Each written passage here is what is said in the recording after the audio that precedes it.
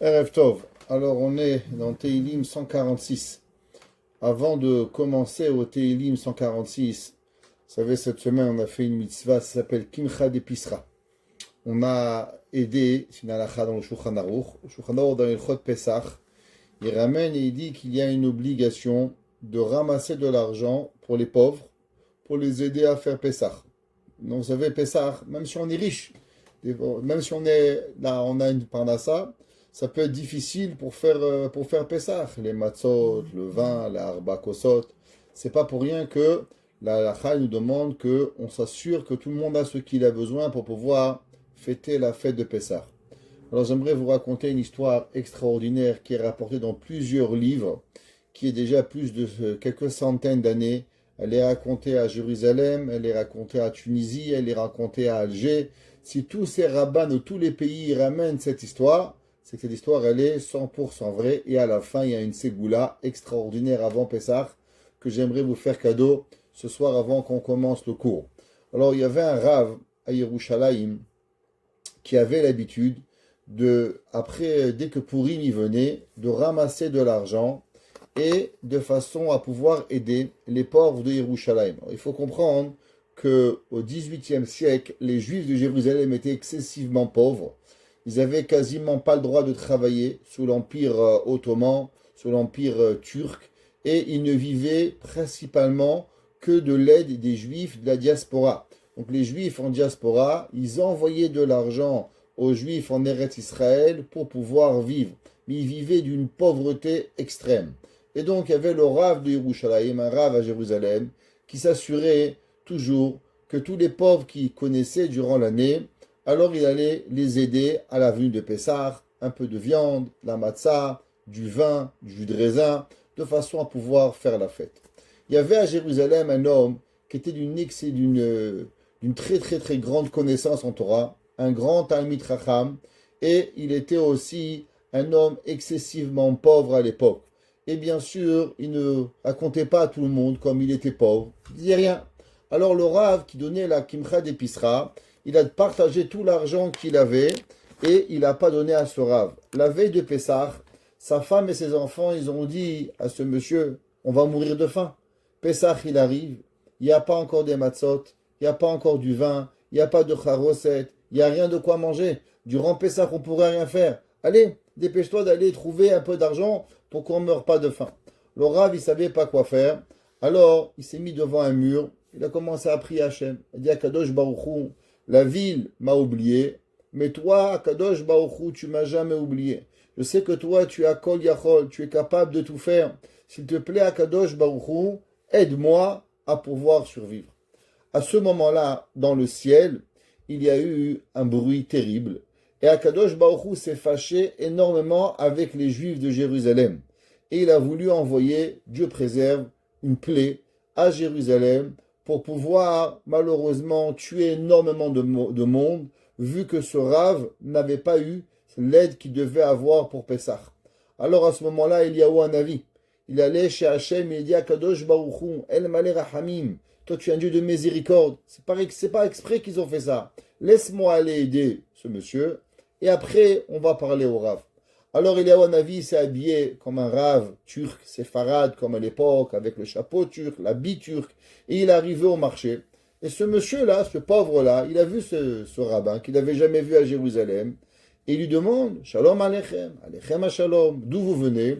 Il dit, je viens des pays lointains, et je viens d'arriver à Jérusalem, et je ne sais pas du tout où être à Jérusalem. J'ai pas la moindre idée où être. Je cherche une maison cachère où il n'y aura pas de chametz, il n'y aura rien. Je cherche à être invité et pour pouvoir passer la fête de Pessah. Il lui a dit, le monsieur, Baruch Haba, tu es le bienvenu chez moi. Vous imaginez, il n'avait rien à manger et quand même il a invité. Non, ce monsieur qui était en vérité Eliyahu Hanavi, il a dit, attention, il y a une condition. Moi, il ne me manque pas d'argent. Je veux participer à tous les frais de Pessah. Je veux pouvoir être heureux et pouvoir faire la fête de Pessah comme il se doit. Alors il a sorti de sa bourse des pièces d'or. Il dit, va acheter une vache, va acheter un mouton, va faire la shechita, va acheter des matzot, va acheter tout ce que tu as besoin et aussi achète les meubles qu'il faut pour me recevoir d'après mon statut. Alors le monsieur, il a envoyé ses enfants acheter un lit, acheté une table, acheté une petite lumière, ils ont nettoyé la maison, ils ont acheté tout ce qu'ils avaient besoin pour la fête de Pessah. Et ils ont attendu jusqu'à la fin de la journée. Et le Rav, il a cherché où il était ce monsieur. Il est parti dans toute la ville. Et toute la ville lui a dit qu'ils n'avaient jamais vu cette personne. Et ils ne savaient pas du tout de quoi il parlait. Et là, il a compris que c'était Eliyahu Hanavi qui est venu le voir.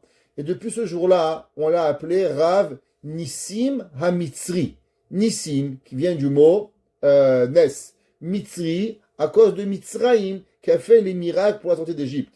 Et le soir de Pessah, le Rav de la ville, il s'est endormi. Et quand il s'est endormi, alors il a rêvé qu'il y avait un homme, un ange du ciel qui venait et qui venait l'étrangler. Il a dit, mais pourquoi tu veux me tuer? Il dit, pourquoi je veux te tuer? Parce que tu fais pas attention à tes pauvres de la ville. Tu sais pas qu'il y a un homme dans ta ville qui a tellement de Torah et de connaissances, il a prié à Kadosh Baruch Hu, et toi, tu l'as pas aidé. Alors le Rav, il a dit, mais je savais pas qu'il était pauvre. Si tu me laisses la vie, à partir de maintenant, je vais m'assurer non seulement d'aider les pauvres qui viennent me voir, et d'aller rechercher les pauvres dans toutes les villes pour pouvoir les aider et leur donner. Depuis ce jour-là, cette histoire, elle a été racontée que plusieurs personnes dans différents pays, dans différentes époques, ont été aidées la veille de Pessah et durant les mois de Pessah par un Rav qui s'appelle Rav Nissim HaMitzri, comme ça qu'il se fait appeler. Alors, il y a beaucoup de gens qui ont une coutume d'allumer un air jusqu'à la veille de Pessah. Si vous avez besoin de quoi que ce soit pour Pessah, vous allumez une bougie, une veilleuse, et vous dites, par le mérite de Eliyahu et Rabbi Nissim HaMitzri, alors que j'ai ce que j'ai besoin, que j'ai la matzah, que j'ai le vin, que j'ai tout ce que j'ai besoin, et des milliers de personnes, ils ont certifié que Akadosh Baruch Hu les a aidés par miracle. Alors, la veille de Pessah, cette semaine, on a eu le mérite, nous aussi, de pouvoir aider des familles nécessiteuses. Alors, par le mérite que nous, on a fait, qu'on a aidé, d'abord qu'Akadosh Baruch Hu y fasse que vous n'avez jamais besoin des hommes. Qu'Akadosh Baruch Hu y fasse que vous ne connaissez jamais le besoin, jamais d'ouvrir votre frigidaire, savoir que c'est vide, jamais avoir le moindre besoin de rien. Et si vous avez, alors que Eliyahu Hanavi vient chez vous à la maison et qui vous donne Shefa, Beracha, Ve'atzlacha, Bechol, Ma'asiyadechem, Bisrut, Rabbi Nissim HaMitzri, qui est en vérité ni plus ni moins Eliyahu Hanavi. Ok, ça c'était pour l'histoire de la semaine avant Pessah, Teilim 146. Et vous allez voir que cette histoire, elle est en précédence avant notre Teilim. Alors, ce Teilim, il est principalement pour nous réveiller à la Teshuvah. Un homme qui va vouloir se réveiller à Teshuvah, qui dit ce Teilim. Les personnes qui souffrent malheureusement que si quelqu'un les a coupés avec du fer. Alors je vais expliquer un petit peu. Vous savez qu'à l'époque, les gens qui se faisaient couper avec du fer, ils pouvaient mourir. Pourquoi? Parce que le tétanos. Vous savez que le tétanos, c'est aujourd'hui on est tous vaccinés. Baruch Hashem, on doit se faire vacciner tous les 10 ans, 15 ans, mais ça sauve les vies. À l'époque, une personne qui se faisait couper avec du métal, on lui coupait le doigt. Pourquoi? Parce que le tétanos, il rentrait la gangrène, Dieu préserve, et la personne pouvait mourir. Alors celui qui a été coupé, qui a été malheureusement blessé avec du métal, il lit ce Teilim, et Akadosh Baruch Hu, il donne refoua chez les mains. Maintenant, ce Teilim aussi, il est pour renforcer la Emouna. Il y a des personnes qui croient en Dieu, mais la Emouna, elle n'est pas très solide, comme on a parlé au cours dimanche. Ils croient avant Hachem. Mais qu'est-ce que ça veut dire croire en Hachem? Il y avait un jour, Rabbi Zusha de Anipoli. Il a rencontré un homme qui lui a demandé où est-ce que tu es parti. Il dit, je suis parti voir le Maguid de Mezerich. Il dit, de quoi le Maguid de Mezerich, il a parlé?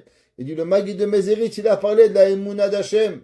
Il lui a dit, mais nous, on parle de la Emouna depuis qu'on a 5 ans. On va pas à l'âge de 50 ans voir un Admour pour parler de Emouna. Il lui dit, vous parlez de Emouna. Nous, on vit la Emouna. Il y a des gens, ils parlent de croyance en Dieu. Mais vivre la Emouna tous les jours, c'est autre chose. Il y a des gens, ils vivent chaque seconde de leur vie la Emouna de Akadosh Baruch Hu. Alors ça, c'est ceux qui veulent renforcer leur Emouna, qui disent le Teilim 146 pour pouvoir vivre la Emouna. Il y a encore quelques explications pour lire ce Teilim. Comme on a dit, que ce Teilim, il va réveiller la personne à faire Teshuvah durant sa vie et pour pouvoir donner une vie à son âme. Comme on va voir, qu'est-ce que ça veut dire? Et que la personne, elle va aussi ne pas avoir confiance en personne, seulement à Akadosh Baruch Hu. Comme on va voir dans Teilim, beaucoup de personnes font confiance à plein de monde, et le seul à qui ils font pas confiance, c'est Akadosh Baruch Hu. Hazve Shalom. L'inverse, il faut avoir une confiance en Akadosh Baruch Hu, inébranlable, pour pouvoir arriver. Il y a encore deux explications sur Teilim. Le Meiri, il dit, Chovat ha'adam, le Chovat ha'adam leodot l'Hashem al kol ma shegama limo. Ce Teilim, il vient nous rappeler l'obligation de remercier Hachem pour tout le bien qu'il nous fait. Ou beshevach habitachon, et la louange de la confiance, be'Hachem itbarar bechol hamatzavim. L'homme, en vérité, ce qu'on pense, c'est qu'Hachem nous oublie, Hachem nous aime pas, Hachem il pense pas à nous. Mais l'homme, il doit se rappeler à chaque instant que quoi qu'il arrive, la plus grande douleur que l'on peut avoir, Dieu préserve qu'on connaisse jamais de douleur, mais malgré si un homme y connaît la moindre douleur, savoir qu'elle vient à Kol Merachme Hachem, elle vient toute avec la miséricorde d'Akadosh Baruch Hu pour pouvoir y arriver, et dessus, on doit remercier Hachem. Comme ça qu'il écrit le Mehiri, que le Seporno il dit que ce Teilim Mazir et Bene Israël, il va avertir le peuple juif, les Halel Hachem, de louanger Hachem, Begalutam, durant l'exil, ou les Yachel et Yeshuato. Ça veut dire que le peuple juif, il doit faire deux choses.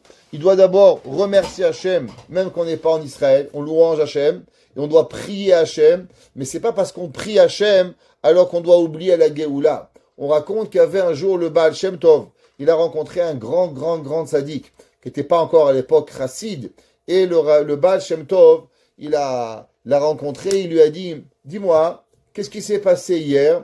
Il dit, c'est vrai, c'est intéressant que vous me demandez que votre arabe, il m'est arrivé quelque chose de très bizarre. Il lui a dit quoi? Il lui a dit, j'ai rencontré un vieil homme qui est venu me voir, et il m'a demandé, alors, comment ça va dans ton pays? Je lui ai dit, Baruch Hashem. Il m'a demandé, comment les Juifs y vont? Je lui ai dit, Baruch Hashem. Comment on étudie? Baruch Hashem. Comment les enfants y vont? Baruch Hashem. Comment les femmes elles vont? Baruch Hashem. Il dit, quelque temps après, il y a un autre homme, un peu plus jeune, qui est venu me voir. Il m'a posé les mêmes questions. Et je lui ai répondu la même question. Baruch Hashem, Baruch Hashem, Baruch Hashem. Et un homme, après ça, une troisième personne, elle est venue. Il m'a reposé les mêmes questions. Le Baal Shem Tov lui a dit, je t'ai envoyé Abraham, Yitzhak et Yaakov pour te demander comment était l'exil, pour que tu pries pour l'exil. Et toi, Baruch Hashem, tout va bien? Il n'y a pas de Mashiach? On peut dire, Baruch Hashem, ça va bien, mais on espère la venue de Mashiach.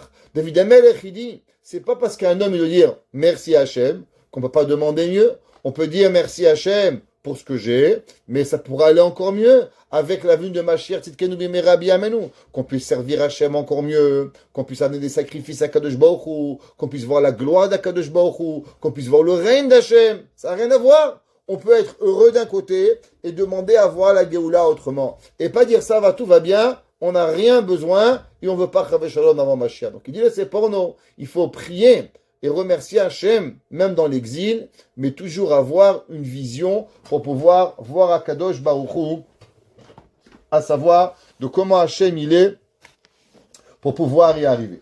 Alors, le Teilim 146, il est la suite du Teilim 145, qu'on a parlé dans Ashrei Yoshvetecha, Akadosh Baruch Hu. Dans le Teilim 145, on a parlé du présent, qu'Akadosh Baruch Hu Aromimcha Hachem, qu'Akadosh Baruch Hu il est grand, Akadosh Baruch Hu il est énorme, de tout ce qu'il fait.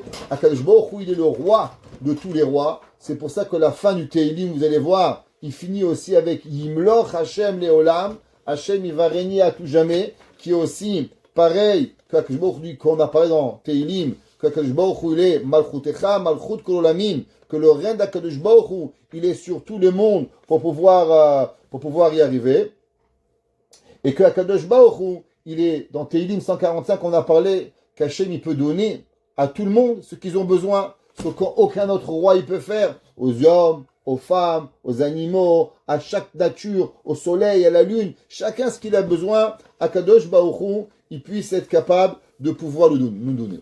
Le Rav Wosner, il explique avant qu'on commence, il dit, vous savez que notre âme, elle est partagée en 5 parties. Nefesh, Ruach, Neshama, Chaya, Yechida. Je répète. Nefesh, Ruach, Neshama, Chaya, Yechida. Votre âme, elle a 5 parties. Votre âme, mon âme, tous les âmes juives. Les goïms, tant qu'ils ne sont pas juifs, ils n'ont pas le droit à avoir ces 5 parties d'âme. C'est pour ça que même les 5 parties d'âme, elles ont plusieurs parties.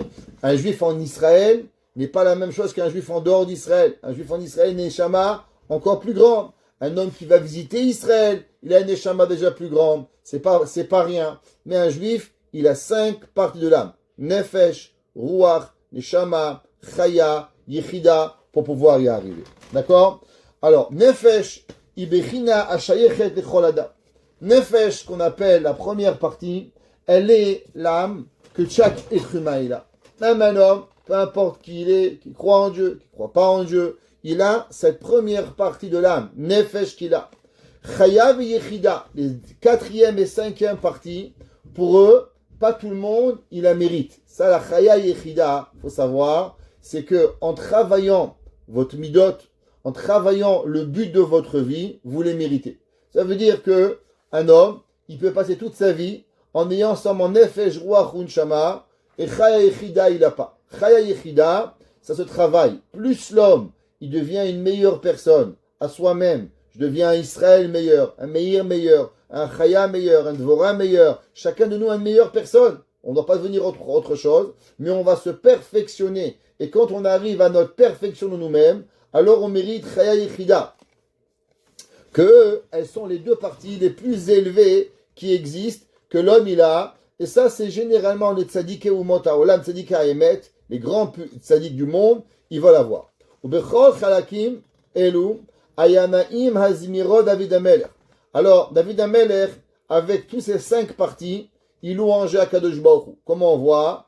Haleli navshi et Hashem. Louangeons Akadosh Baruch Hu. David Amelech, qu'est-ce qu'il a employé le mot? Nafshi. Ça provient quoi? Nefesh. La première partie de David Amelech, il dit, moi, je louange d'abord Akadosh Baruch Hu avec quoi? Je louange Hashem avec ma première partie qui s'appelle Nefesh. D'accord? Vesham ze mitzaches leitim afelu aguf agashmi. Non, pourquoi David Amelech il parle du Nefesh? Parce que Nefesh, c'est même les besoins que nous avons physiques. Un homme il a faim, un homme il a soif, un homme il mange, un homme il boit.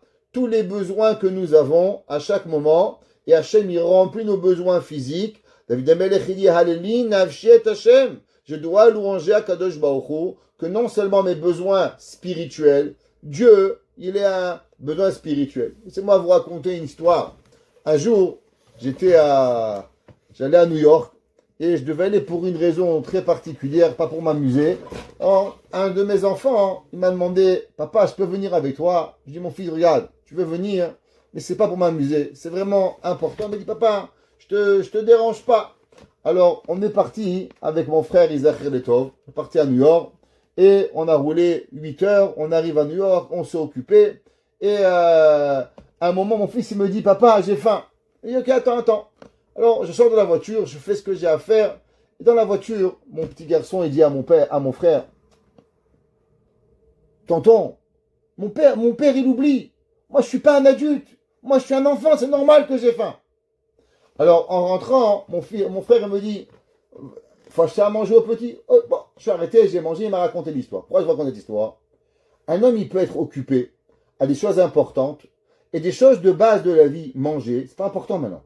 Qui c'est qui pense à manger quand il arrive des choses importantes? Manger, c'est tellement nul. On mange juste pour survivre. Un homme, il fait pas un dieu de manger, ça n'existe pas. Un homme, il est occupé à faire une grande mitzvah, il va même pas penser à acheter à manger. Mais un petit enfant, il a faim, c'est normal. Non, ça c'est un machal, c'est une vraie histoire, mais c'est un machal. Akadosh Baruch Hu, Melech Malchei HaMelachim, lui il mange jamais, il boit jamais, il a jamais faim, il a jamais mal au ventre, il a jamais mal aux pieds, il a jamais mal aux yeux, ça lui gratte jamais la tête, il a rien, aucun besoin physique, 0, 0, 0. Normalement la nature, elle aurait dû faire, Kaviachol, que Akadosh Baruch Hu, il ne va jamais penser à nos besoins physiques. Pourquoi? Parce que lui, il n'a pas les besoins physiques. Par exemple, Qu'est-ce que ça veut dire une personne qui pense qu'à elle-même? Comment vous savez si une personne, elle pense à vous ou une personne, elle pense à elle? L'exemple, c'est simple. Quelqu'un vous dit, tu sais, j'ai mal au pied. Il dit, ah, tiens, mal au pied. Moi, il y a 10 ans, j'avais mal au dos. Tu sais, moi, j'ai mal à... Il y a des gens, dès que tu leur dis, tu sais, tu partages avec quelqu'un, j'ai mal, moi aussi j'ai mal au ventre, moi aussi j'ai mal au bras, moi aussi. Quel rapport dans l'histoire? Je te dis que j'ai mal au ventre. La réponse, c'est qu'il ne peut pas se relier à toi. Il est obligé de penser à soi-même pour pouvoir imaginer ta douleur. Ça veut dire que la personne, elle n'est pas capable de pouvoir réfléchir que tu as mal à la tête, que tu as mal au bras, que tu as mal quelque part. Il doit d'abord penser à soi-même et avec ça, il se rappelle qu'il a eu mal à l'orteil. Alors maintenant, il peut imaginer que ça veut dire que tu as mal au dos. Un homme, une personne, quand sa femme lui dit j'ai mal au dos, il n'a pas besoin de se rappeler qu'est-ce que ça veut dire mal au dos. Ah, tu as mal au dos, je t'aide, c'est pas grave. Mais encore une fois, on a besoin de nous rappeler. Boré Olam, il ne connaît pas ce que ça veut dire la douleur. Akadosh Baruch Hu, il ne connaît pas la faim. Akadosh Baruch Hu, il ne connaît rien de tout ça. Et pourtant, Hachem, il s'occupe de nous. David Amelech, il dit Haleli nafshet Hachem. Je vais remercier Hachem. Comment Akadosh Baruch Hu, il arrive que malgré qu'il ne sait pas dit ce que c'est la faim, est-ce que c'est la soif, est-ce que c'est le sommeil, est-ce que c'est le froid, est-ce que c'est le chaud, est-ce que c'est aucun besoin corporel, mais pourtant Akadosh Baruch Hu, il s'occupe de nous. Et si vous réfléchissez à ça une seconde, comment Boré Olam il peut comprendre la faim d'un homme sans jamais avoir faim? Tout le monde y connaît la fameuse histoire du Rambam. Un jour, il y avait une discussion en Égypte, au Caire. C'est-à-dire que le Rambam était le docteur du roi. Et il y avait une discussion entre deux médecins. À savoir, est-ce qu'un homme non-voyant, qui n'a jamais vu, est capable de voir? Le Rambam y pense qu'un homme qui n'a jamais vu, on ne peut pas le soigner. Un homme qui a déjà vu et que par la suite il a perdu la vue, alors on peut lui redonner la vue. Mais un aveugle de naissance, c'est pas possible. Alors l'autre docteur qui pensait qu'on pouvait, oui, le guérir, il a dit qu'il va prouver qu'on va être capable, il va guérir un malade, et comme ça ils vont voir que le Rambam c'est pas le plus grand docteur. Alors le Rambam il a dit qu'il veut assister à l'opération, et alors on a pris, le docteur a opéré le patient, et quelques jours plus tard, on a apporté le patient, le roi, et on a découvert les pansements pour pouvoir faire montrer au roi comme quoi on pouvait guérir. Alors le Rambam, il est arrivé, et dès qu'il est arrivé, il avait un petit mouchoir rouge. Dès qu'il dit, ah, je vois, le Rambam, il lui a dit, quelle couleur il est ce mouchoir? Il lui a dit rouge. Il dit, comment il peut connaître le rouge s'il n'a jamais vu du rouge? Alors tout le monde, il a prouvé que le docteur était un menteur et on l'a tué. Ça veut dire qu'on ne peut pas connaître si on n'a jamais vu. On ne peut pas savoir si on ne sait pas ce que c'est. Mais pourtant, David Amelech, il dit, Haleli nafshi et Hashem. On doit louanger Akadosh Baruch Hu à travers qu'il s'intéresse à nous. Comme c'est marqué le pasuk, Va nefesh asher tochal basar. On voit que la nefesh, c'est elle qui mange, et avec ça, on doit louanger Akadosh Baruch Hu. Alela Hashem bechayai. Qu'est-ce que ça veut dire Alela Hashem bechayai? Ça, ce sont les deuxièmes parties. Ça s'appelle Ruach Unshama. Les deuxièmes parties, David Amelech, il dit qu'on va louanger Akadosh Baruch Hu aussi avec quoi? Avec Nefesh et avec Ruach Unshama. Maintenant, David Amelech, il dit qu'il y a encore une partie qui est cachée à l'intérieur de l'homme. C'est quoi? Azamera Leolai, Leelohai Beodi. Et je vais louanger Akadosh Baruch Hu avec quelque chose qui est dans moi. Qu'est-ce qui est dans moi, mon plus grand intérieur? Eh bien, c'est Chaya Yechida. Les deux autres parties. Donc, on a ici David Amelech qui dit à combien on doit louanger Hachem dans Nefesh, dans Ruach, dans Neshama et dans Chaya Yechida. Maintenant, revenons à ce pasouk. Ce pasouk, il est un peu spécial parce que dans le pasouk, on voit qu'il y a une répétition dans ce pasouk. C'est marqué Hallelujah, Halleli Nafshi. Alléluia veut dire une louange. Halléli, c'est une louange. Alors pourquoi il y a un double lachon, un double langage dans Tehillim? Alléluia, Halléli, Nafshet Hashem. Pourquoi? Pour voir répéter deux fois. Le Ibn Ezra, Rabbeinu Avraham Ibn Ezra, il dit parce que Alléluia, c'est un terme que le Mésamer, David Amelech, il emploie pour réveiller les gens, pour chanter. Il dit, louangez Hachem. Mais maintenant, vous savez, il y a beaucoup de gens qui vous disent, faites ce que je dis, mais pas ce que je fais. Ouais, vous faites, et moi je fais pas. David Amelech, il dit l'inverse. Au moment où David Amelech, il dit, venons louanger Hachem. Mais maintenant, c'est pas parce que vous allez louanger Hachem que moi je vais pas louanger Hachem. Alléluia, Alléli Nafshi. Moi aussi, David Amelech, il dit, je vais venir et je vais louanger Akadosh Baruch Hu et me mettre moi aussi en façon pour pouvoir louanger Akadosh Baruch Hu. Maintenant, l'âme de la personne, elle se met en mode remercie. Qu'est-ce que ça veut dire se mettre en mode remerciement? Il y avait un jour, peut-être je vous ai raconté, un homme, il était toujours négatif.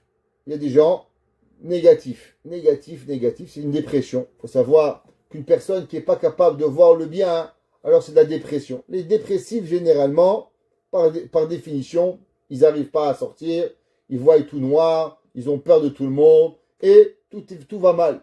Ils n'arrivent pas à remercier, rien du tout.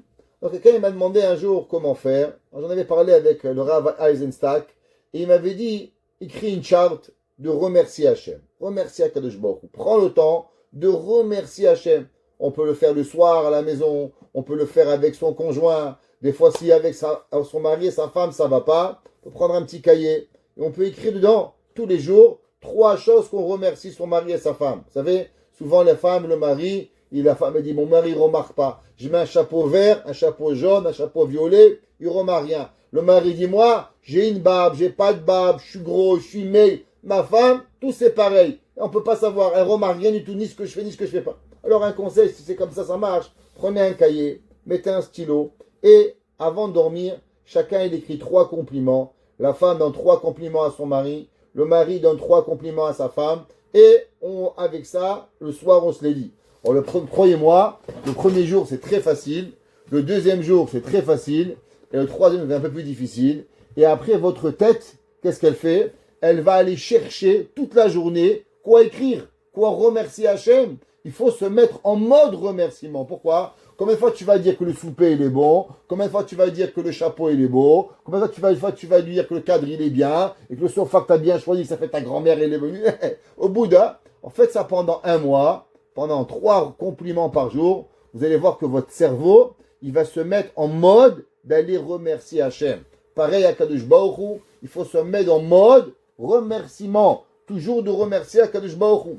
David Amelech, il dit, Allah Hachem. Ouais, je vais remercier Hachem avec vérité. Bechayai. Qu'est-ce que ça veut dire Bechayai? En hébreu, on dit Bechayai. C'est tant que je suis en vie. David Amelech, il dit, toujours quand tant que je suis en vie, alors je vais remercier Hachem. Maintenant, c'est pas suffisant. On peut dire merci et on peut dire merci. Il y a un merci qui provient du cœur et il y a un merci comme ça. Un homme, il vient dire, ça va, été bon ton souper. Bedil va y avoir. Il y a un, il s'arrête. Waouh, comment j'ai apprécié la couleur, le poulet, la viande, le poisson. Il fait un vrai remerciement. David Amelech, il dit, comment on remercie Hachem? Comme ça, c'est bien, merci Hachem. Non. David Amelech, il dit, Azamera, les lokai beodi. Je vais chanter à Akadosh Baruch Hu, et je vais te donner une chanson à Akadosh Baruch Hu. Comme on voit, le peuple juif, quand on est sorti, on a passé la mer Rouge. Qu'est-ce qu'on a fait? On a chanté à Akadosh Baruch Hu. Le soir de Pessah, qu'est-ce qu'on fait? On fait le Hallel. Pourquoi on fait le Hallel? On fait le Hallel parce qu'au moment où l'homme, il doit remercier Hachem, alors il n'y a pas. Il y a un jour, un Rabbi Nachman de Breslev, il a dit, quand l'homme, il n'a plus de mots, alors il peut chanter. Quand il n'a plus de chant, alors il peut danser. Ça veut dire que d'abord, l'homme, qu'est-ce qu'il a? Il va dire merci.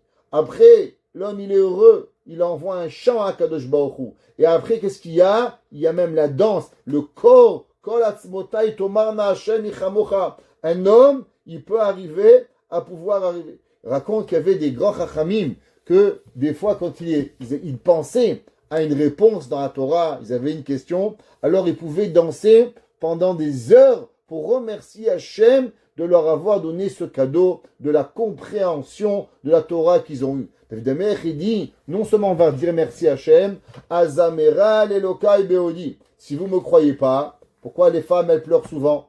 Parce que les pleurs, ça peut être de tristesse ou de joie, mais c'est que l'émotion, elle est tellement grande qu'on n'arrive pas à se retenir. Ça veut dire qu'on n'a plus de mots et notre corps, il sort une émotion. David Amelech, il dit, moi, quand je remercie Hachem, non seulement je dis merci Hachem, Azamer al-Elokai Beodi. Je chante à Akadosh Baruch Hu une chanson pour tout le bien qui me fait.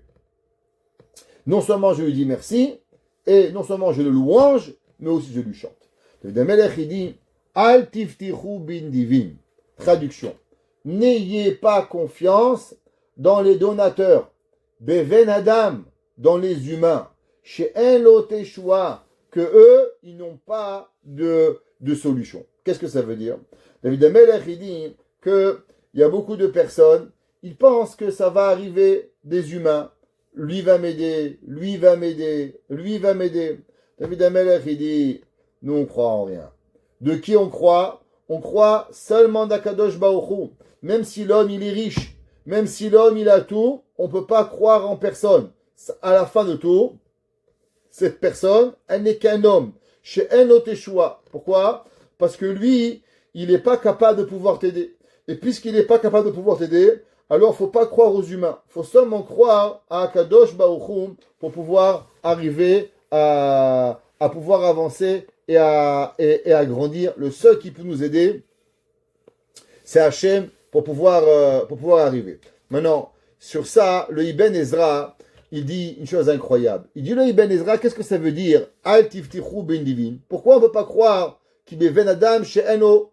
Parce que David Amelech, il dit le Ibn Ezra, chacun de nous, il n'existe pas sur terre un homme qui a tout. Le mot tout n'existe que à Hachem. Donc un homme, il a de l'argent, il n'a pas d'intelligence. Rabbi Nachman dit, les gens riches sont bêtes. Choisissez, vous êtes riche ou bête. Hein? Ça ne marche pas. Intelligent ou riche. On ne peut pas tout avoir. Il y a des gens, ils ont de l'argent, ils n'ont pas de femme. Il y a des gens, ils ont une femme, ils n'ont pas d'enfant. Un homme a des enfants, mais il n'a pas d'argent. Chacun, il a quelque chose qu'il n'a pas. La preuve, regardez, les vieux, ils sont riches. Et les jeunes, ils sont pauvres. Pourquoi? Parce qu'Hachem leur donne une autre richesse. Il leur donne des enfants. Il n'y a pas de plus beau dans le monde qu'avoir des enfants. Quand les enfants ils grandissent, Hachem lui donne de l'argent. Ok, un autre souci maintenant. Tu n'as plus d'enfants, tu vas avoir de l'argent. Tu ne peux pas tout avoir. Il dit le Ibn Ezra, un homme, ouais, à la fin de tout, quand lui il a des soucis, est-ce que lui il peut s'aider? Un homme riche, il n'a pas des problèmes d'argent. La banque elle lui prête. Qu'est-ce qu'il a? D'autres problèmes. Il n'arrive pas à aller en voyage, son avion il marche pas, son chauffeur il est mort, son capitaine d'avion il a démissionné. Je sais pas qu'est-ce qu'il a comme problème le riche. Ouais, c'est pas comme nous, est-ce qu'on achète la matzah à 39 $ ou à 40 $? On n'est pas, on n'a pas 70 $ aujourd'hui la matzah. 40 $ c'était en américain. Alors, qu'est-ce que c'est la différence? Les problèmes de riches et les problèmes de pauvres. Alors il dit le Ibn Ezra, comment tu veux croire? Al tiftichu ben divin. Ne crois pas dans les hommes. Pourquoi? Parce que chez Ben Adam, chez Eno. Parce que lui, quand il est en difficulté, il n'arrive pas à s'aider. Si lui, quand il est dans sa propre difficulté, il n'arrive pas à s'aider, alors comment tu veux que lui va venir, il va t'aider quand qu'il va pouvoir t'aider parce que lui-même il n'a pas. D'accord? David Amelech, il dit, Pasuk Dalet, Tetse rucho yashuv la admato. Ouais. Même si la personne, il te promet qu'il va t'aider. Il va te dire, viens chez moi. Combien tu as besoin? 1 000 $. 1 000 $ par semaine, je vais te dire. Tetse rucho yashuv la admato. David Amelech, il dit, qu'est-ce que tu crois? Que ce monsieur, il peut être éternel? Ce le gars, il peut mourir. On ne lui souhaite pas. Mais demain matin, il peut arrêter de vivre. Et tu n'auras rien. Il y a des gens, des fois, ils pensent qu'il va avoir. Et un jour, un gars, il a dit, t'es pas très gentil avec les gens. Quelqu'un, il lui a dit, tu sais, faut être gentil. Il dit, pourquoi? J'ai des enfants, tu as une fille à marier. Sois sympa, qu'on te trouvera un khatan. Il a dit, moi, avec l'argent, je peux tout acheter. Il pouvait tout acheter, à part la santé, le pauvre. Sa fille, elle a fini chez les fous. Quand sa fille était chez les fous, alors à la fin, il ne pouvait rien acheter du tout. Qu'est-ce que tu vas acheter? Un khatan, il va se marier avec une folle. On ne peut pas tout acheter. Dit le Ibn David Amelech, il dit, le tetser rucho yashuv la admato. Même si la personne, elle a des millions, peut-être qu'il va mourir, peut-être qu'il va arriver, tu sais pas. Ne crois pas en les êtres humains et crois seulement à Kadosh Baruch Hu. Bayom haou, ce jour-là, avdu eshtonotav. Ce jour-là, elles vont se perdre toutes tes pensées. Eshtonotav, ce sont les pensées intérieures que personne il a dans la vie. Ça vient du mot acheter, ouais, pour pouvoir arriver. Alors juste, vous donner un petit cours de mathématiques. Vous savez qu'il y a les mathématiques modernes, ce qu'on appelle, et il y a les mathématiques anciennes. Si je vous dirais, c'est quoi le premier chiffre qui va développer toute la mathématique moderne? Vous avez l'algèbre, calculus 1, calculus 2, calculus 3, tous les plus grands mathématiques. Tous les plus grands mathématiques sont basés seulement sur un principe. C'est quoi ce principe-là? Alors, tous les mathématiques, jusqu'à à peu près le 10e siècle, ouais, quand on devait écrire 128, comment on écrivait? 100, 1, 0, 0, 20, 20 et 8. Ok? Quand on voulait écrire 128 plus 1254, on écrivait 1000, après 200, après 54. Prenez en hébreu, ouais, comment on écrit en hébreu 128? Kouf, kafret. Kouf 100, kaf 20, chet 8. Donc on écrit tous les chiffres, la centaine, les dizaines et les unités pour pouvoir y arriver. Dans les mathématiques modernes, qu'est-ce que c'est les mathématiques modernes? C'est des chiffres que vous ne voyez pas. Par exemple, comment vous écrivez 128? 3 lettres. 100, 1, 2, 8. Comment vous savez que 1, 2, 8, ça veut dire 128? Comment vous savez ça? Parce qu'on vous a appris quand vous étiez petit, qu'en vérité, on aurait dû écrire 100, 1, 0, 0, 20, 2, 0, 8. T'enlèves les zéros et tu gardes que les chiffres 128 pour pouvoir y arriver. Maintenant, avec ce principe, ça veut dire que quand vous voyez un chiffre, 1128, 1, 1, 2, 8, ça veut dire que dans ta tête, tu lis 1128. Ça veut dire qu'il y a dans ta tête des chiffres qui sont cachés, que tu ne vois pas.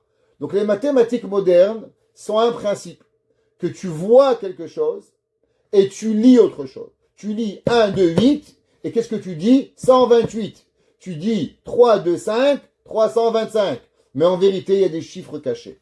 Maintenant, quel est le premier chiffre qui va transformer le monde dans les mathématiques modernes? Par exemple, le chiffre 1, vous lisez le 1.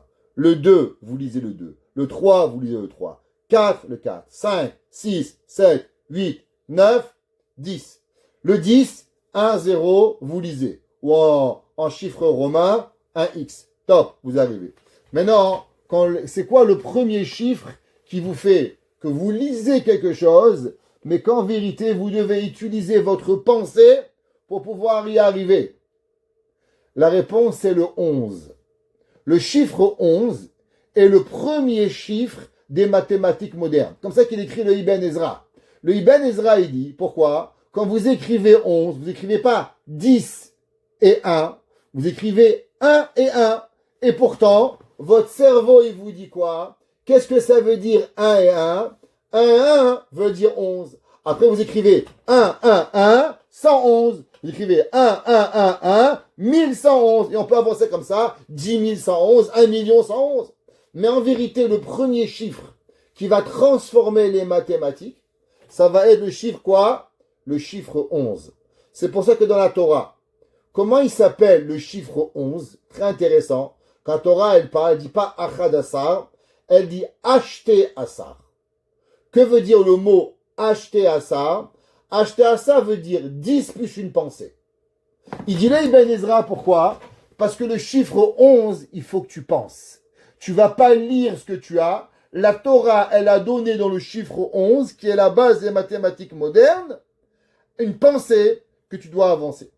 Et là, après que vous avez compris ça, maintenant on peut faire toute la gemme que vous voulez. Quand je vous dis x plus x est égal à y, donc vous savez que y il est 20. Mais comment tu as su? Parce que je t'ai dit que x plus x est 10, et fois 10 ça fait y. Donc si j'ai x plus x est égal à 30, donc c'est maintenant que x est 15. Donc je peux changer ce que j'ai envie. Pourquoi ce que j'ai inventé? C'est que j'utilise ma tête et pas ce que je vois. Pareil, ici, David Amelech, il dit, Tetserucho leadmato, bayom haou, Avdou, ils ont été perdus à Eshtonotav. Il dit là, Ibn Ezra, d'où est-ce qu'on sait que la racine du mot acheter à ça? Ça provient d'ici. Avdou, Eshtonotav, la perte de nos pensées, de ce que la personne, il va arriver. Donc la personne, si malheureusement, même s'il a des bonnes pensées, mais tout ça est dépendant de quoi? De la vie d'Akadosh Baruch Hu.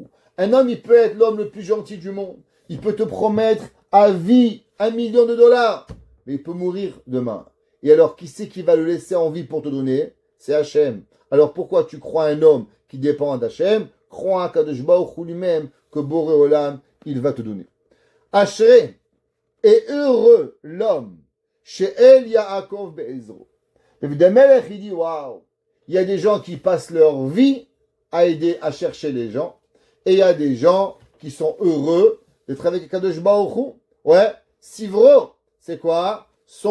Sa croyance à l'Hachem Elokav sur Akadosh Baruch Hu. Eux, ils pensent à rien. Akadosh Baruch Hu, il va les aider. Alors ils sont là. Vous savez, Baba Saleh, aussi difficile à croire que c'est, il dormait pas la nuit avec une pièce sur lui. Tout l'argent qu'il avait, il le donnait avant de dormir. Pourquoi? Il disait l'homme qui va dormir avec l'argent en poche, il croit pas en Dieu. Il croit en sa poche. D'abord, il devait se lever le matin avec les poches vides pour qu'il a la Emouna Hachem. On raconte le Rav de Brisk. Quand il arrivait le mois de la yeshiva pour payer, alors il ramassait chaque mois ce qu'il devait ramasser et à la fin du mois, il vidait tous les comptes de la yeshiva qui reste 0 pour que Hachem lui donne à voir la Emouna. L'homme, il doit vivre avec Hachem. C'est un degré très, très, très, très fort, mais c'est comme ça. Le peuple juif dans le désert, qu'est-ce qu'il avait? Tous les jours, le frigidaire était vide. La manne, il n'y en avait pas. Il n'y avait pas de réserve de manne. On ne pouvait pas en garder pour le lendemain. L'homme, il n'avait pas de frigidaire. Il avait la émouna totale en Akadosh Baruch Hu pour pouvoir y arriver. Jusqu'à présent, David Amelech, il va parler d'une façon négative. Il ne nous dit pas pourquoi Akadosh Baruch Hu, on doit le remercier, mais plutôt quoi pas faire. Et ici, David Amelech, il va nous dire tout ce que Hachem il a fait et comment on doit remercier Akadosh Baruch Hu. Ose Shamaim Vaaretz. Akadosh Baruch Hu, il a créé le ciel et la terre. Akadosh Baruch Hu, il a créé la mer qui sont venus. Hachem, il a créé 3 parties. Ciel, terre et la mer. Et tout ce qu'il y a dedans, les astres, les poissons, les animaux, pour pouvoir y arriver. Pardon. Khamim, ils nous disent, est-ce que tu as déjà vu le soleil bouger un petit peu? Ben, si le soleil il bouge, qu'est-ce qui va arriver? Ben, on va cramer. Ouais, vous connaissez, Marocains et Marocaines. Les Américains sont montés sur le soleil, la lune. On va monter sur le soleil. Il dit, mais on va cramer. Il dit, on va monter la nuit. Ok? Ça ne peut pas arriver. Le soleil, s'il bouge, alors Barminan. Si la mer, elle bougerait, on crèverait de soif. Barminan. Hachem, il a créé la perfection. Oseh, Shamaim, Vaaretz. Hachem, il a donné tout ce qui peut arriver à l'homme pour pouvoir y arriver. Hashomer Emet. Ouais. Akadosh Baruch Hu, il garde la vérité. Qu'est-ce que ça veut dire Hachem, il garde la vérité?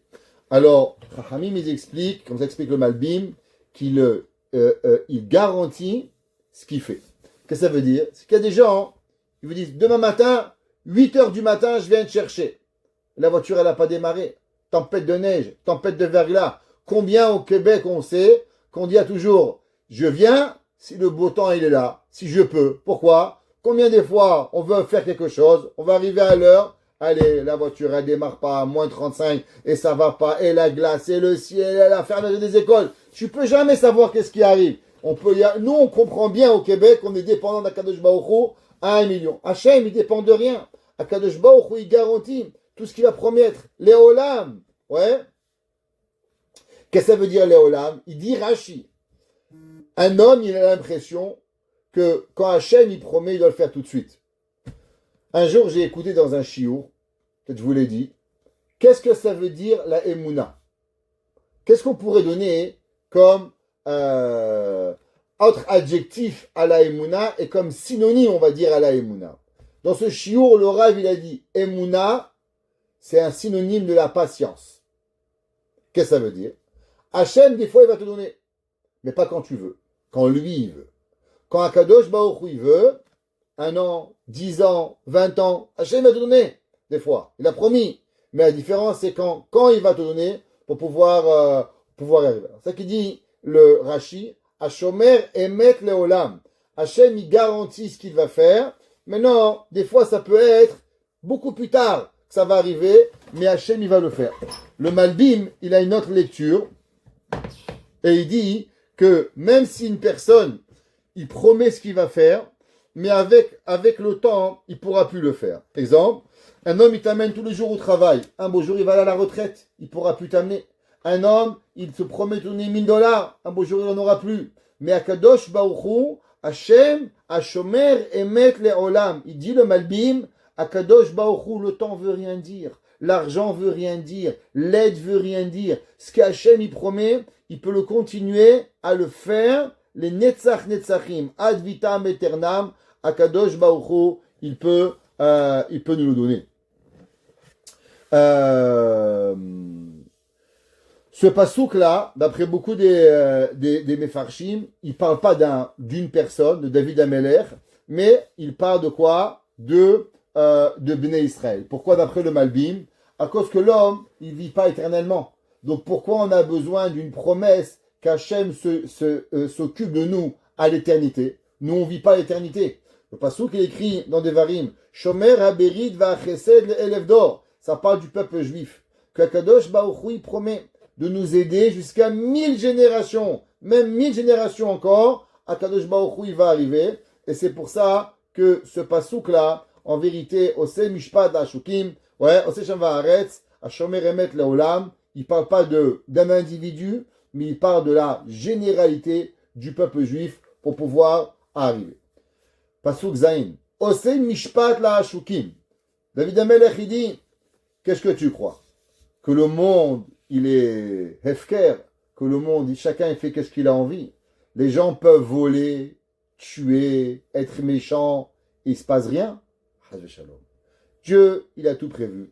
Celui qui prend, il prend. Celui qui vole, Hachem, il va le punir. Vous savez, dans l'histoire que je vous ai racontée au début du cours, à propos de Rav Nissim HaMitzrim, il y avait en Tunisie un Rav qui a raconté cette histoire, plus ou moins, de comment elle s'est racontée. Et elle a été racontée par un Rav, il s'appelait Rabbi Yoshua Bsis. Les Tunisiens connaissent ce Rav. Et le Rabbi Yoshua Bsis, il raconte qu'il y avait un jour un rabbin à Tunis qui avait eu la même histoire. Et il avait prié à Hachem, comme quoi il n'avait pas d'argent pour Pessah, et que Dieu l'aide. Et qu'est-ce qu'il a eu? Alors il a trouvé une boîte avec plein d'argent dedans. Alors il a allé au marché, il a dit sûrement c'est un juif qui a perdu. Alors il est allé au marché, il a dit qui a perdu une boîte d'argent? Qui a perdu une boîte d'argent? Il y avait là-bas un non-juif qui a voulu faire un coup. Il s'est dit moi, je vais dire c'est à moi. Il dit c'est moi qui a perdu l'argent. Il dit attention, je vais vérifier combien d'argent il y a là-bas. Et si tu m'as volé, attention à toi. Alors le pauvre juif, il était là, il ne connaissait pas. Alors le non-juif, il a compté combien il y avait d'argent. Et à la fin, il lui a dit, il manque 10 pièces d'or. Et il a dit, tu m'as volé 10 pièces d'or. Alors il a amené chez celui qui était responsable là-bas, le shir qui était là-bas. Alors il lui a dit, voilà, le juif il m'a volé, il a trouvé une boîte. Et il a même dit à tout le monde qu'il a trouvé, c'était ma boîte que j'ai perdue.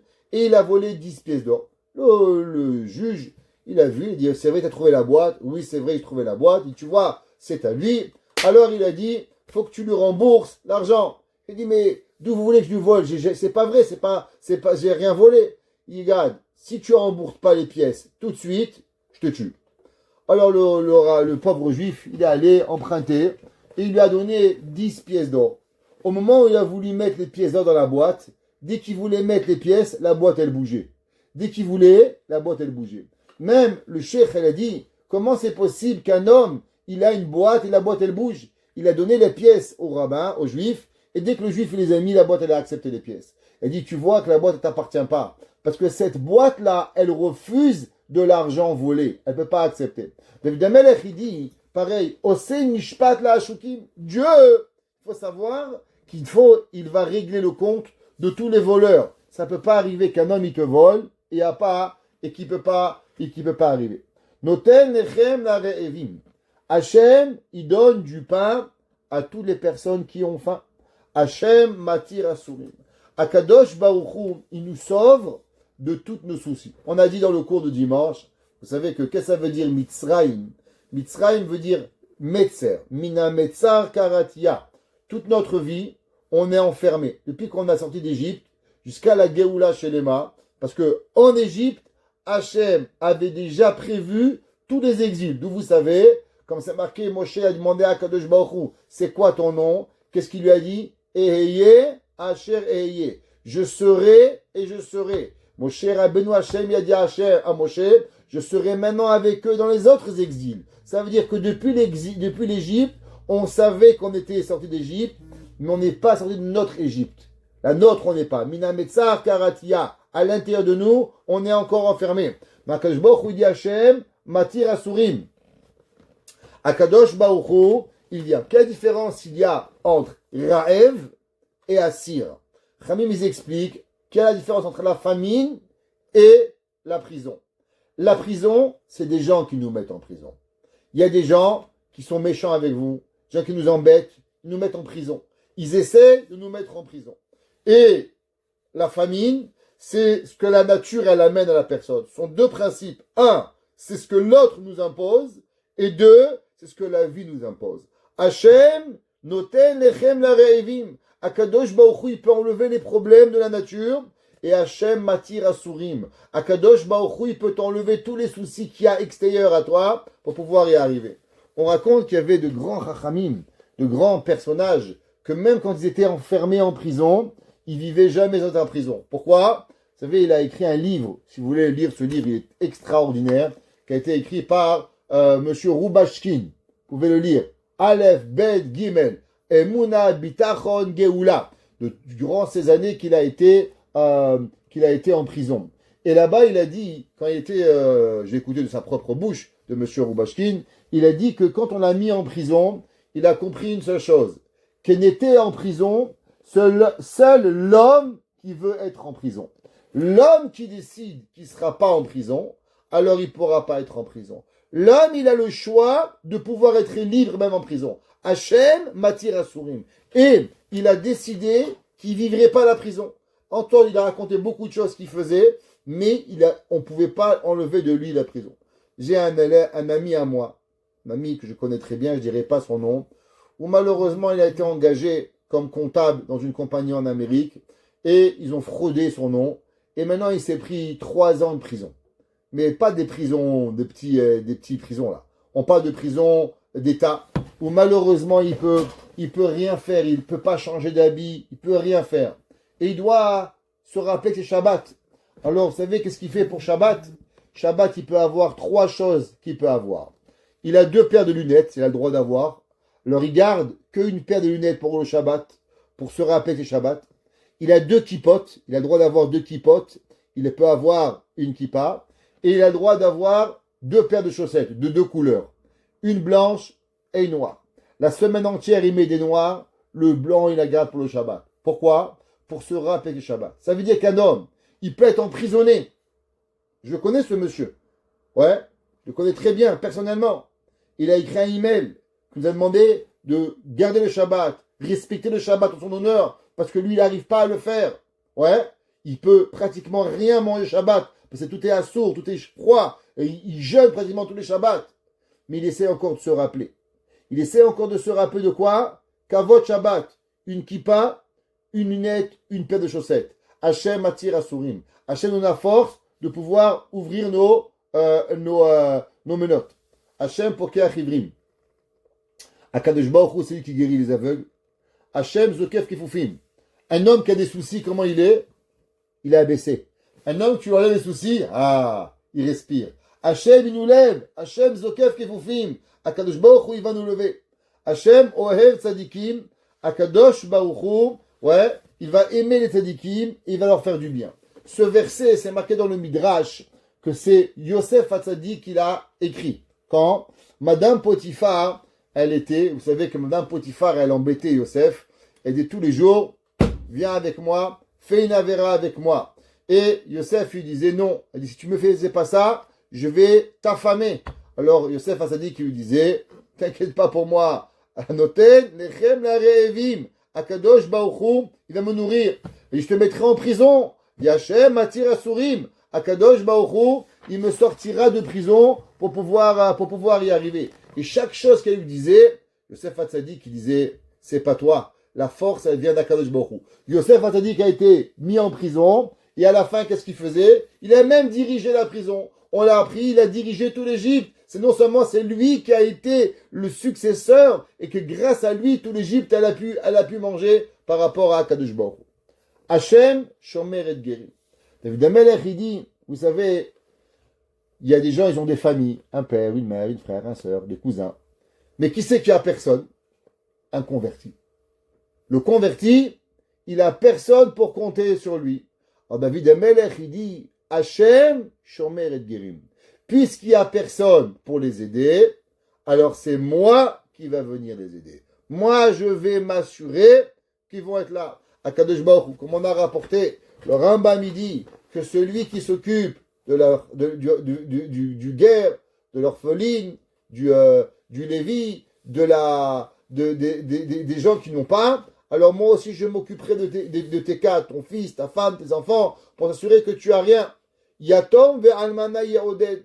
Hachem aussi, l'orphelin, la veuve, Akadosh Baruch Hu, il va s'occuper d'eux. Comme ça marqué dans Tehilim, la guerre, les yatom ve'la almana. Akadosh Baruch Hu, il donnait certains dîmes qu'on gardait à ces gens-là pour pouvoir rier qui va arriver. Vedere rechaim yavet. Akadosh Baruch Hu, il dit, il y a des gens, des spécialistes. Quand ils voient une femme tout seul, ils lui tombent dessus. Ils voient un enfant tout seul, ils lui tombent dessus. Ils lui volent, ils lui prennent. Encore, non seulement il est orphelin, il faut encore le voler. Non seulement elle est veuve, il faut encore lui prendre pour qu'elle soit encore plus dans la tempête. Kadosh Baruch Hu, il dit, à la fin, Vedere Rechaim Yavet, à la fin, Kadosh Baruch Hu, il va faire payer les Rechaim. Maintenant, qu'est-ce que c'est marqué le pasuk? Hachem Shomer et Gerim, Yatom Ve'alma Yaodet, Vederech. Qu'est-ce que ça veut dire Vederech, le chemin? Alors, il y avait un rabbin, il s'appelait Rav Aaron Cohen. Intéressant, un joli nom. Lui, il disait comme ça. Qu'est-ce que ça veut dire être pris en main? Qu'est-ce qui manque à un guerre, à un converti ou une convertie? Qu'est-ce qui manque à une veuve? Qu'est-ce qui manque à un orphelin? Généralement, un homme, quand il a un mari, il est avec quelqu'un, alors il y a des choses qu'on est fort. Un, il est bon en français, un, il est bon en maths, un, il est bon en faisant des achats, un, il est bon à la cuisine. On a un conjoint, on a des forces, on a des qualités. Et donc, dans la vie, on passe 20 ans, 30 ans, 40 ans. Il n'y a pas longtemps, j'ai rencontré une almana, et elle m'a dit, moi, vous savez, monsieur le rabbin, j'ai jamais payé une facture. Il m'a dit quoi? Il m'a dit, mon mari, que Dieu le garde et son âme, il s'est occupé de tout. Je travaillais, j'en ai l'argent. Lui, il s'occupait de toutes les factures. Je ne sais même pas comment payer une facture d'électricité. Je ne sais même pas où ça marche. J'ai jamais payé de ma vie. Je me suis marié à 18 ans. Aujourd'hui, j'ai 78 ans. Ça fait 60 ans. J'ai jamais payé une facture. Il y avait de l'argent, j'en avais. J'avais beau de travailler, je suis pas une femme bête. Mais, je connais pas les banques. J'ai jamais vu un banquier. J'ai un carnet de chèques, je fais des chèques. Allez, vérifier le compte, transférer, je sais pas ce que c'est ça. Qu'est-ce que ça veut dire? Quand on arrive dans des moments dans la vie, souvent, à certains moments difficiles, on a des nouveaux chemins qui viennent, des nouvelles décisions qui arrivent. Une personne, elle se convertit. Qu'est-ce que ça veut dire Shabbat? Qu'est-ce que ça veut dire les fêtes? Ou passer Pessah? Ou passer Shavuot? Ou passer Sukkot? Comment faire? 6 repas. Les gens, ils viennent au Bedin, veulent se convertir. Ouais, chez qui? Vous savez que Pessah, il arrive. Il y a 6 repas à s'occuper. Quoi? 6 repas? Comment vous allez faire? Cachériser la maison? Comment faire? Nous, Baruch Hashem, on a une femme, on a des enfants, on a des pères, on a des mères, on a grandi dedans. Un guerre, il n'a pas. Une veuve, la pauvre, plein de décisions, et bien ces décisions, elle les a jamais faites. Et maintenant, Hachem doit lui trouver un chemin, comment faire pour trouver ce chemin. Est-ce qu'elle se remarie? Est-ce qu'elle ne se remarie pas? Est-ce qu'elle reste chez ses enfants? Est-ce qu'elle ne reste pas chez ses enfants? Alors il disait, le Rav Aaron Cohen, ça que le passou qui disait, Yatom ve'almana ye'oded ve'derech. Comment Akadosh Baruch Hu, il les réveille comment Hachem il les aide en trouvant leur chemin. Chacun des gens qui ont besoin, Akadosh Baruch Hu, il les lâche pas et il s'occupe d'eux pour trouver quelqu'un qui va les aider, quelqu'un qui va les amener, quelqu'un qui va les ramener, quelqu'un qui va venir avec eux. C'est ça que Akadosh Baruch Hu, il va faire. Yimloch Hachem Leolam, qu'Hachem il va régner à tout jamais. Elohai Tzion, le Dieu qui réside à Tzion, les Dor Vador à tout jamais. Alléluia. Alors, avant qu'on explique ce verset, vous savez que ce passouk, il est presque ramené dans la Torah. Comment? Dans la Shira. À la fin de Hazashir, c'est marqué Hachem Yimloch Leolam Vaed. Hachem, il va régner à tout jamais. Quelle différence il y a entre le passouk dans la Shira, Hachem Yimloch Leolam Vaed, que David Amelech il a écrit, et Moshe Rabbeinu il a écrit, et le verset que David Amelech il dit Yimloch Adonai Leolam Elohai Tzion Dor Vador Alléluia. Ce verset c'est pas anodin, on le dit tous les jours dans la Kedusha. Tous les matins, 2 fois par jour pour les hommes. Quand on fait la Kedusha, on dit Yimloch, ouais, Kadosh, Kadosh, Baruch Hashem Komo, Yimloch Adonai Leolam Elohai Tzion Dor Vador Alléluia. Pourtant, dans la Kedusha, vous savez qu'il y a 2 Kedusha que l'on fait. On fait la première Kedusha qu'on dit le matin, c'est dans le Yotzer, Kadosh Kadosh Baruch Kevod, et après la Kedusha dans Uvalet Tzion, on dit encore Kadosh Kadosh Baruch Kevod, et encore une fois on dit Hachem, Yimloch Ulam Vaed, mais on ne dit pas Yimloch Adonai Leolam Elohai Tzion Dor Vador Alléluia. Hachamim ils expliquent, il dit le Rav Edelstein, quelque chose d'extraordinaire. Il dit, vous savez que, prenons ce verset, Yimloch Hachem, Dieu il va régner, les Olam à tout jamais, Elohai Tzion, le Dieu de Tzion. Qu'est-ce que ça veut dire? Pourquoi on met Tzion ici? Quel rapport? Dieu et Tzion. Tzion, c'est un détail dans le monde. Quel est le rapport? La réponse, vous savez, que de où va venir que le monde entier, il va avoir la Emunah Hashem. Bayom Aoui Hashem Echad Ushmo Echad. Comment le monde entier va savoir d'Akadosh Baruch Hu? Le jour où Yerushalayim, elle va être reconstruite, c'est là que la Emunah Hashem, elle va revenir pour tout le monde. Maintenant, qui c'est qui a découvert Tzion? Vous savez que Moshe Rabbeinu dans le désert, il ne connaissait pas Tzion. Il n'y avait pas Tzion. C'est qui a connu Tzion? C'est seulement David Amelech. C'est pour ça que le peuple juif dans le désert, à l'ouverture de la mer Rouge, qu'est-ce qu'ils ont dit? Hachem Yimloch Olam Vaed. Dieu il va régner à tout jamais. Pourquoi? Parce qu'on ne connaissait pas Tzion. Quand est-ce qu'on va connaître Tzion? Seulement par David Amelech. C'est pour ça que David Amelech il dit Yimloch Hashem Leolam Elohai Tzion, les Dor Vador, Alléluia, que par Tzion, par Jérusalem, que Akadosh Baruch Hu, il va pouvoir régner et son nom régnera à tout jamais. Avant qu'on termine ce soir, 2 minutes. Il y a un enseignement dans Rabbi Nachman de Breslev.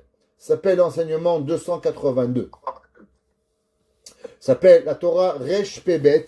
Ouais, la Torah Resh Pebet. Et cette Torah-là, elle est une des enseignements les plus importants de Rabbi Nachman. Rabbi Nachman, vous savez, il a parlé du sujet de la joie.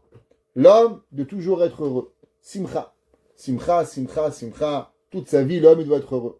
Souvent, le verset dans Parashat Kitavo, il dit Tachat asher lo avata et Hashem elokecha besimcha ubtuv levav. Maintenant, comment vient la tristesse à l'homme? Comment l'homme, il arrive à être triste? Il y a des gens déprimés, les pauvres, ils veulent, ils n'arrivent pas. Ils vivent dans le passé, ils voient rien. Qu'est-ce qui se passe aujourd'hui? Rien. Qu'est-ce qui s'est fait de semaine? Rien. Qu'est-ce qu'il y a de bien? Rien. Rien. Or, du fait qu'ils n'arrivent pas à voir rien de bien en eux, alors automatiquement, qu'est-ce qui se passe? Ils vivent dans l'amertume la plus grande. Et quand l'homme, il vit dans la tristesse la plus grande, alors le Yetzer Hara, il est là pour le détruire entièrement. Le Yetzer Hara a détruit la personne quand la personne, elle n'arrive pas à pouvoir arriver à trouver des points positifs dans lui. Rabbi Nachman de Breslev, il dit, Azamerin le Elohai Beodi. L'homme, il doit louanger tout ce qu'il y a dans lui. Qu'est-ce que ça veut dire, qu'est-ce qu'il y a dans lui? Même si un homme, il doit changer. Ceux qui connaissent un peu le cours, un mot. Si dans cette vie, on aura appris un mot aux gens, un mot, si je vous aurais appris un mot, je serais content. Yitbonenut, réflexion. Réfléchir, c'est tout. La majorité du monde ne réfléchissent jamais. Ils agissent et ils réagissent, mais ils ne réfléchissent pas. Si un jour vous dites, qu'est-ce que vous avez appris chez Rav Kremizi? 27 ans de cours. Un mot, réflexion. Vous avez tout gagné. Le reste, c'est pas grave. C'est expliquer ce mot. Toute notre vie, c'est que d'expliquer ce mot. Réflexion. Le reste, je vous promets, c'est pas très important. Réfléchir, réflexion. La réflexion de la personne. Qu'est-ce qu'il y a à réfléchir? La personne, toute sa vie, il doit réfléchir à une seule chose. Et se dire, même si je veux grandir, devenir une meilleure personne. Mais si je dis, ah, je suis pourri, ah, je vaux rien, ah, je suis un abruti, ah, je connais rien. Alors là, en vérité, quand vous savez rien, vous êtes abruti, vous ne pouvez pas grandir. Vous allez être détruit et vous allez être triste. Il dit Rabbi Nachman de Breslev, l'homme, il doit, même s'il dit, ok, je vais faire une prière, mais Baruch Hashem, j'ai prié, Baruch Hashem, j'ai fait une bracha, Baruch Hashem, j'ai mis mes tefilines, Baruch Hashem, j'ai donné un cours, Baruch Hashem, je suis venu au cours, j'ai pas tout compris, mais au moins je suis venu. Un jour, un homme, il a demandé au Chafetz Chaim, il me dit, Rabbi, je sais pas ce que j'ai, mais ça a l'air que je suis doué d'un très, très, très, très grand don. Il dit, quel don? Il dit, du don du somnifère. Il dit, qu'est-ce que ça veut dire? Il dit, Rabbi, je vous promets, je viens en cours, à peine je commence à parler, ils s'endorment tous. C'est magique. 100 personnes, je suis doué du don du somnifère. La synagogue au complet, il ronfle. Alors, voilà, Rabbi, je ne sais pas quoi faire, parce que j'en ai marre d'endormir les gens, alors je veux arrêter de pouvoir de donner mon cours. Le Rav, il lui a dit, pourquoi tu regardes? Est-ce que tu sais que ces gens-là, pendant 1 heure, ils disent pas la shonara? Pendant 1 heure, ils viennent à la synagogue. Pendant 1 heure, ils font des efforts de venir. Toi, tu regardes le négatif, mais regarde le positif que tu crées à la place de voir. L'homme, il doit voir. Il y avait un jour un homme, il venait devant le Rav Shvadron, écouter le cours. Et pendant le cours, il mangeait des pépites, il faisait du bruit. Et les gens ont demandé au Rav de renvoyer ce monsieur. Et le Rav, il a dit non. Et on venait, on disait, Rav, renvoyez-le du cours, renvoyez-le du cours. Et le Rav, il se battait avec eux. Et un jour, ce monsieur est décédé. Et le Rav, il a fait son élogie. Et quand il a fait son éloge funèbre, il dit, laissez-moi vous raconter pourquoi ce monsieur, il mangeait. Ce monsieur, il travaillait 20 heures par jour. Il était très pauvre. Il travaillait 20 heures par jour. Et dans le vendredi soir, il était mort de fatigue. Mais la seule fois par semaine qu'il pouvait étudier, c'est à venir au cours de Torah. Alors il mangeait des pépites pour pouvoir rester réveillé. Vous prenez un manque de kavod à la Torah. Mais lui, il n'aimait pas les pépites. Il les prenait parce qu'il donnait du sel pour pouvoir rester réveillé pour écouter un cours de Torah. L'homme, il peut voir le négatif ou l'homme peut voir le positif. Quand on voit le positif, alors on peut grandir. David Amelech, il dit, Azamera l'Elohai Beodi. Je vais chanter Hachem. Avec quoi? Avec ce qui est dans moi. Avec les particules positives. Parce que dans chacun de nous, il y a du positif. Et il faut réveiller ce positif. Et à travers ce positif, on peut construire encore plus de positif. Et grâce à ça, on peut changer. Et on espère tous à ramener, à se rapprocher de la Géoula chez les marques. Amen.